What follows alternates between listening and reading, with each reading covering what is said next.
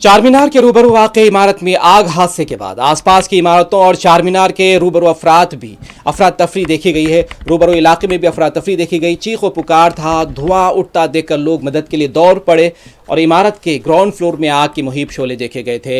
इत्तला मिलते ही मीर चौक police station के का अमला और फायर ब्रिगेड अमला मुकाम हादसे पर पहुंच गया। 8 से ज़ायद बताया जा रहा है कि फायर इंजन्स पहुंच गई थी। इब्तिदाई इत्तलात में 3 अफराद की मौके पर मौत हुई, लेकिन जो खबरें सामने आई हैं 15 अफराद की अमवात हो चुकी हैं। मजीद खदशा है अमवात की तादाद में इजाफे का, क्योंकि ज़ख्मियों की तादाद, संगीन ज़ख्मियों की तादाद बहुत ज़्यादा है। लेकिन अब तक की जो हलाकतों की इत्तला है वो 15 तक पहुँच गई हैं। ज़ख्मियों को शहर के मुख्तलिफ निजी हॉस्पिटल्स मुंतकिल किया गया है। बताया जा रहा है कि बेशतर अमवात दम घुटने की बास पेश आई हैं।